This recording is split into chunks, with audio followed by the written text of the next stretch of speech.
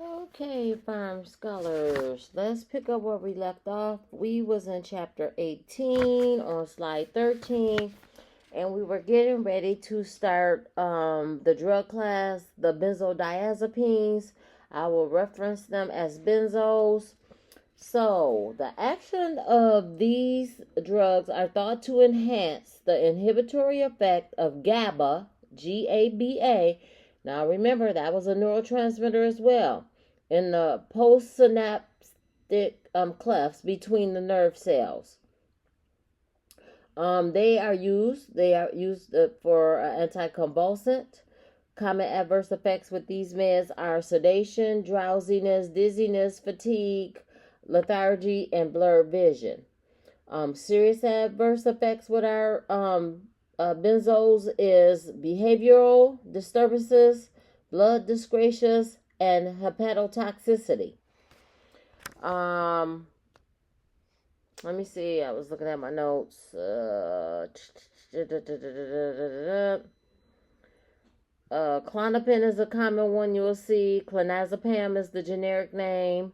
And diazepam is a common one you'll see. That's Valium. And lorazepam is another common one you'll see, and that's Ativan. And you will notice that these drugs end in PAM, P-A-M, okay? With therapeutic outcomes, what we want to see is the reduced frequency of seizures and reduced injuries due to the seizures and minimal adverse effects from the actual therapy. Now, this stuff can be referenced on table 18.1, which is on page 279 in your textbook. So if you can put your PowerPoints up and kind of follow along, that probably will be more helpful. I'm skipping over 14 because it's a question. You can feel free to answer those and bring them if you would like to know the answers. So I'm going to continue on slide number 15. That's all that I have for the benzodiazepines. For the high Dantons, the action is the mechanism of the action for these drugs are unknown. This is another class that treats seizure disorders. They are used as an anticonvulsant, which is to control seizures of clonic-tonic seizures. So you might see high Dantoins used for tonic-clonic seizures. So, our common adverse effects with these ones are nausea, vomiting, indigestion, sedation, drowsiness, dizziness, fatigue, lethargy, blurred vision, and gingival hyperplasia. So, gingival hyperplasia has to do with the oral cavity. Hyperplasia means overgrowth of the tissue, if I'm not mistaken. So, take the time to look that up. Serious adverse effects is hyperglycemia, blood disgracious, hepatotoxicity, dermatologic reactions, so they might have like a rash or hives. And there are numerous drug reactions, drug interactions with this class of drug as well. Toxicity of this drug class can cause nystagmus, which is an involuntary movement of the eye, often noted as a shaky or wiggly movement. Phenytonin, which is dilantin, is one of the more common ones you're probably going to see. Therapeutic drug serum levels must be monitored when a patient is taking this drug. Okay, so outside of lithium, you also have to watch the therapeutic levels for meds in this class as well, okay? Therapeutic outcomes, again, is the same. We want to reduce the frequency of the seizures and reduce injuries because of the seizures with minimal adverse effects from the actual therapy.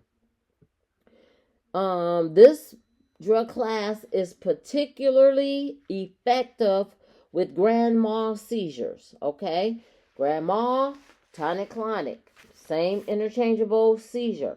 So this drug class is particularly effective for these particular type of seizures. This is this or note this for patients taking oral contraceptives. If a woman is taking this med and she's taking an oral contraceptive, spotting and bleeding may indicate reduced contraceptive effectiveness. Using alternative forms of birth control is recommended. Let me say that again. So for patients taking oral contraceptives, spotting and bleeding may indicate reduced effectiveness of the oral contraceptive. So they want to use alternative forms of birth control is recommended. So that means adding a condom or some kind of diaphragm, something. They just need some additional protection, okay? These particular class of meds, you can refer to table 18.1, and that again is also on page 279 in your text book, okay? I'm going to skip over 16 because that's a question. And we're still talking about meds that treat seizures. So the next drug class is the succinamides. The action of these meds is unknown. They are used to control absence or epidemial seizures. Common adverse effects with this group is nausea, vomiting, indigestion, sedation, drowsiness, dizziness, fatigue, and lethargy. So toxic effects of succinamides can be enhanced by antihistamines. Okay, so this is huge when you're doing patient education, okay?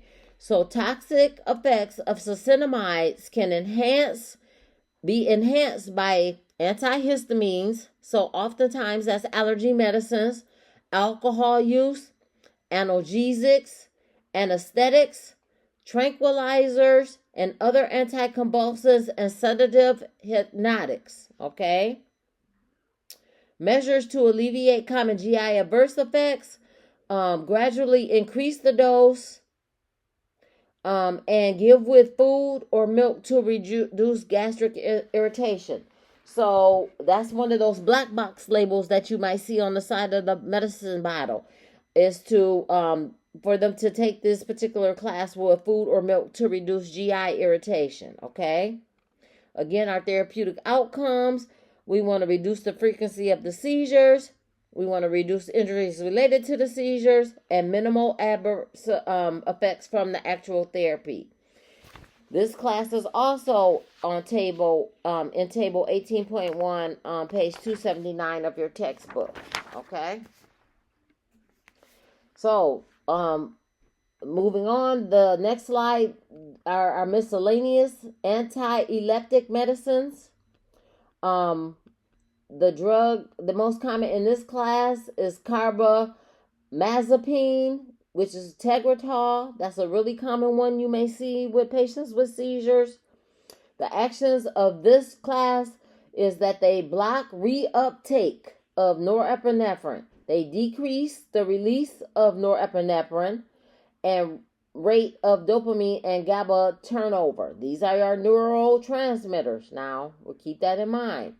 So if it's blocking the reuptake of norepinephrine and decreasing the release of it, okay, so it's used in combination with other anticonvulsants to control tonic-clonic seizures, treat trigeminal neuralgia, to treat manic depressive disorders when lithium is not optimal. I would start that. So again, we're talking about Tegretol. It's used in combination with other seizure meds to control tonic-clonic seizures, treat trigeminal neuralgia, that's nerve stuff that's going on in the jaw, treat manic depressive disorders when lithium is not optimal, okay, or not conducive to be used. Our common adverse effects, again, is nausea and vomiting, drowsiness, and dizziness. This drug is not effective for myoclonic or absent seizures. Therapeutic outcomes, again, is the same. We want to reduce the frequency of the seizures, reduce the injuries related to the seizures, and for the patient to have minimal adverse effects from the therapy. All right? So let's talk about the serious adverse effects of Tegretol. Potentially, I will start this. You're going to see this maybe on a quiz or a test. The serious adverse effects of carbamazepine, which is Tegretol, is potentially fatal. Skin reactions, orthostatic hypotension, dyspnea, edema, nephrotoxicity, hepatotoxicity, and numerous drug interactions. I wrote a note about the possible fatal skin reactions have occurred. These are much more common in patients with a gene common in persons of Asian ancestry, including South Asian Indians. Patients with this ancestry should have genetic testing done before starting this particular treatment. Okay? So moving on, another medication you might see for seizures is gabapentin. And that's the generic name. The trade name or brand name is Neurontin. The mechanism of action is unknown, but it does not appear to enhance GABA. And GABA is one of our neurotransmitters. It's used in combination with other anticonvulsants to control partial seizures and treat post-therapeutic neuralgia. Common adverse effects is sedation, drowsiness, dizziness, and blurred vision. Serious adverse effects is neurological changes. So there's neurological changes in the brain. That's a serious adverse effect.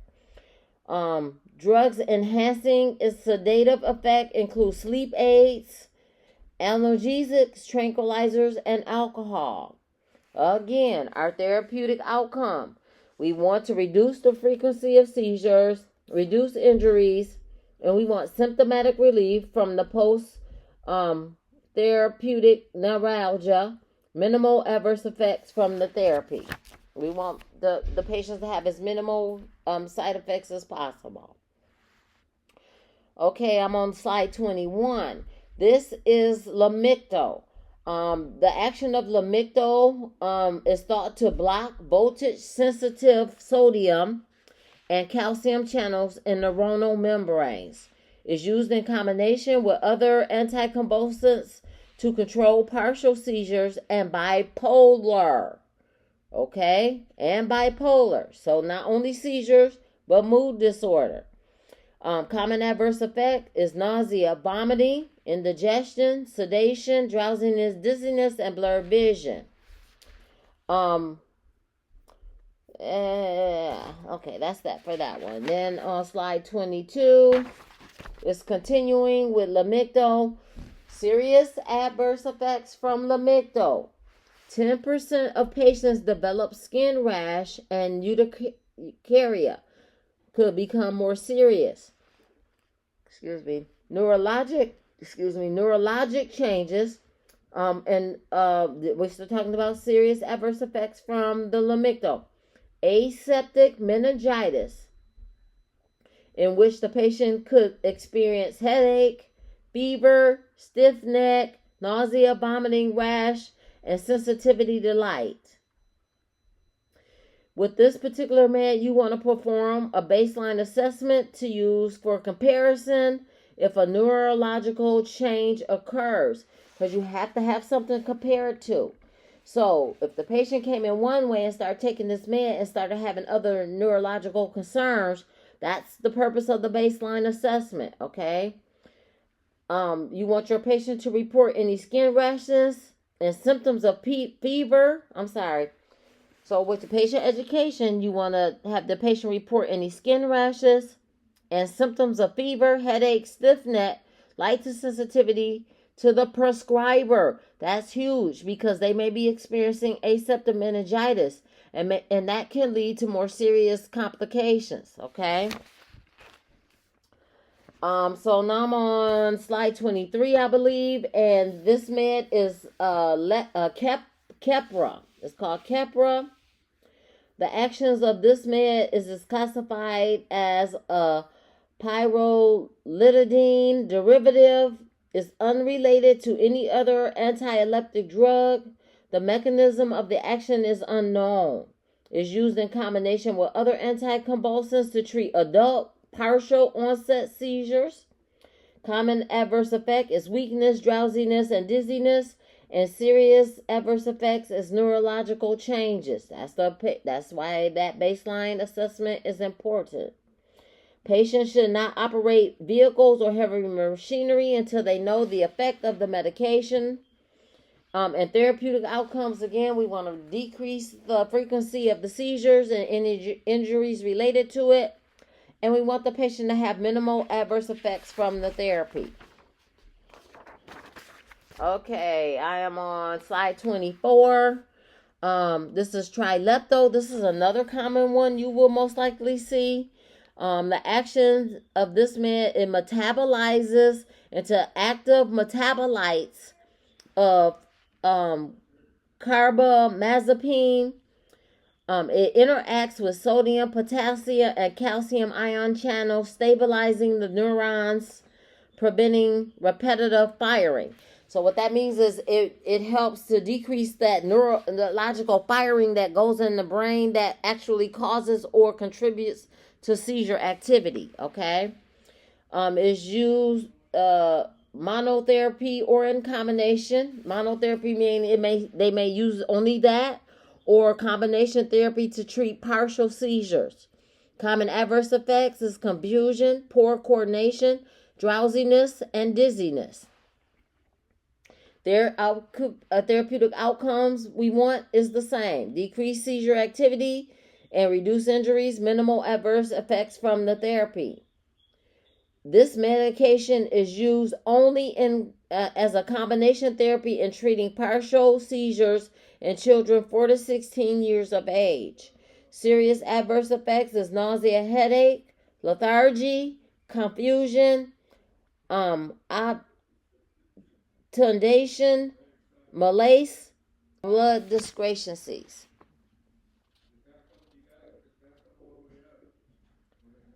Okay, so I'm moving on to the next slide. This drug is phenobarbital.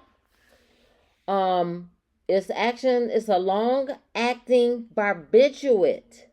It elevates the seizure threshold.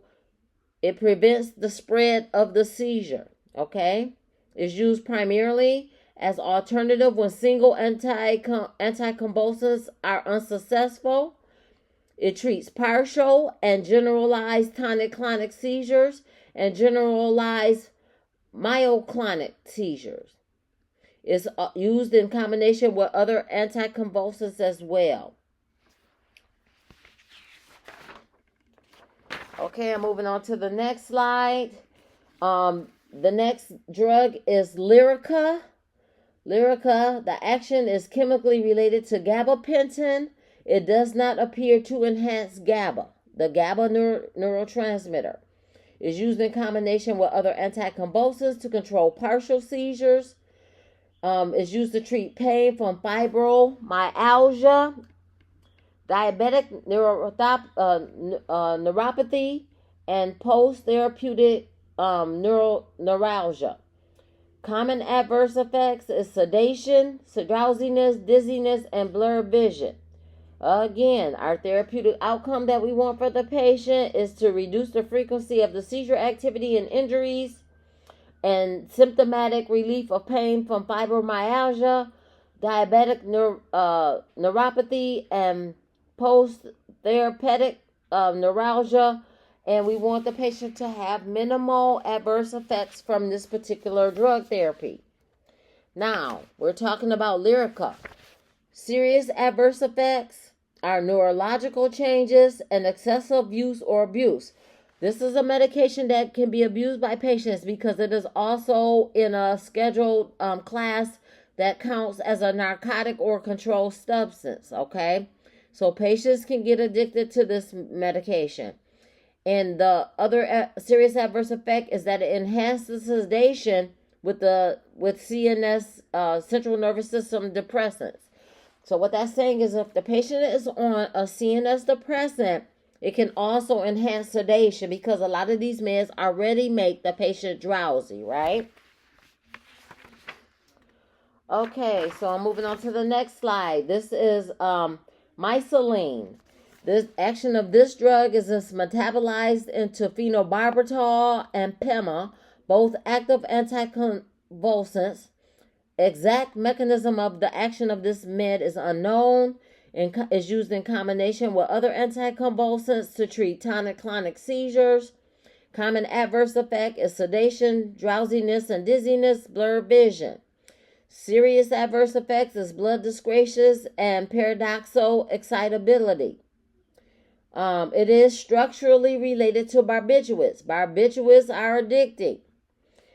So therapeutic outcomes, again, we want to have the patient have their seizures reduced in frequency and injury from the seizures, and minimal adverse effects from using this type of medication therapy. Okay, I'm trying to see. I am now on slide 29. This med is tiger bean.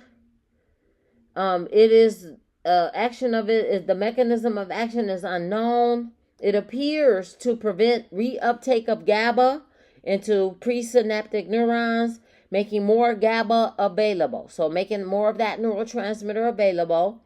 Is used in combination with other anticonvulsants to control partial seizures.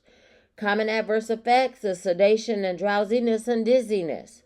Serious adverse effects is neurological changes and memory loss. Okay?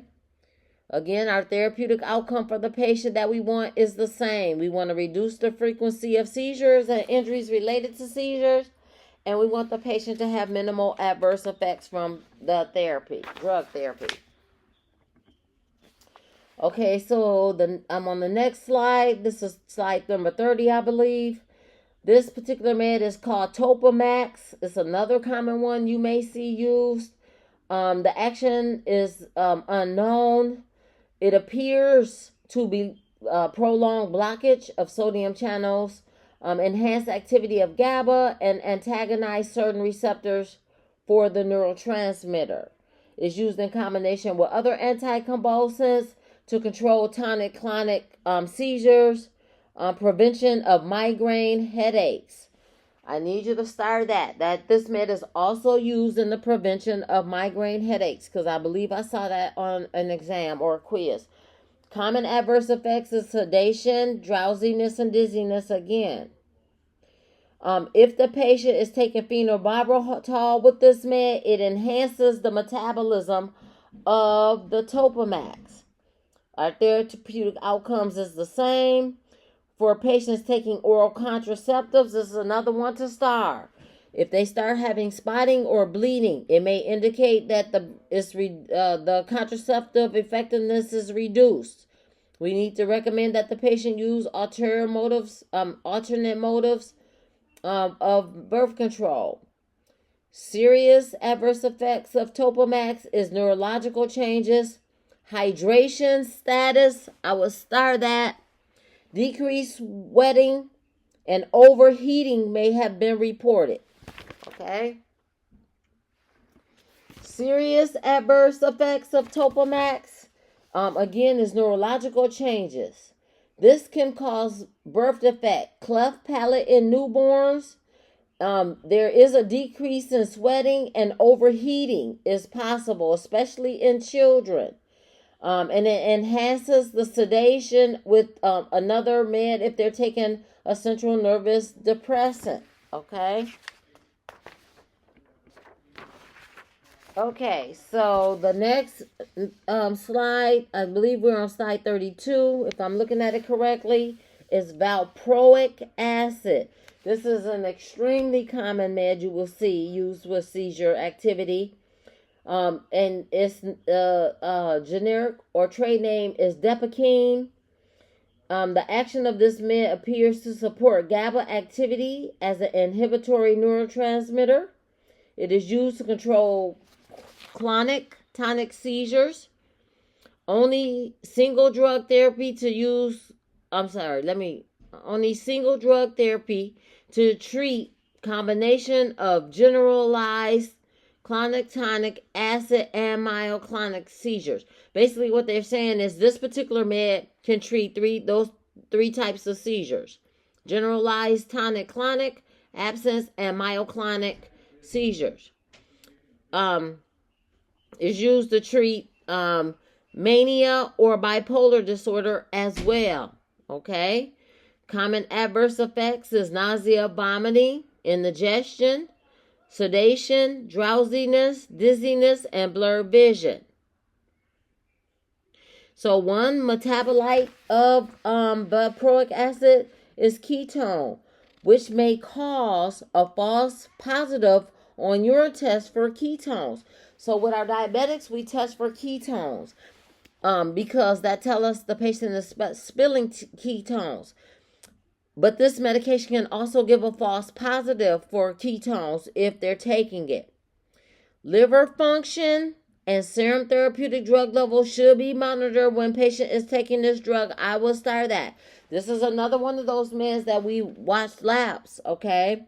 And particularly the liver function test and serum, liver function and serum therapeutic levels.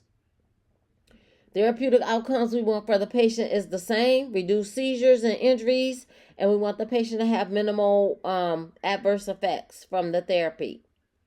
Serious adverse effects with depakine is blood dyscrasia, hepatotoxicity, and that's why we're watching liver function, and pancreatitis. So this can be harsh on the pancreas. Again, I just want to reflect on the serious adverse effects. We're still talking about valproic acid, which is depakine. A blood dyscrasia. It can cause birth defects. It can cause particular birth defects as neural tube defects and craniofacial defects and cardiovascular malformation. So let me say that again. It causes birth defects. The birth defects that it can cause is neural tube defects, craniofacial defects, and cardiovascular malformation. So they can be malformation with the structure of the heart. Okay, and it also can contributes to hepatotoxicity and pancreatitis. Okay. So the last med is Zonegran. It blocks sodium and calcium channels to stabilize neuronal membranes. It is used in conjunction with other anticonvulsants to control adult partial seizures. Common adverse effects is drowsiness and dizziness. Serious adverse effects is neurological changes, nephrotoxicity, blood dyscrasias, and dermatological reactions. So it can affect the skin. What you need to know also about this med is it's classified as a sulfonamide. So if the patient is allergic to sulfa, this is not going to be a good drug for them. Phenobarbital enhances the metabolism of this particular med. And again, we want the same therapeutic outcome for our patients. We want to reduce the frequency of seizures and injuries, and we want the patient to have as minimal adverse effects as possible. And then I wrote on the note, determine if the patient has allergy to sulfonamides or history of skin rashes, because this medication can have that particular side effect. And this concludes, I do believe, the remainder of chapter 18. I'm going to do chapter 19 separately. So that concludes the chapter for drug use for seizure disorders. And I will be adding chapter 19 in a separate video.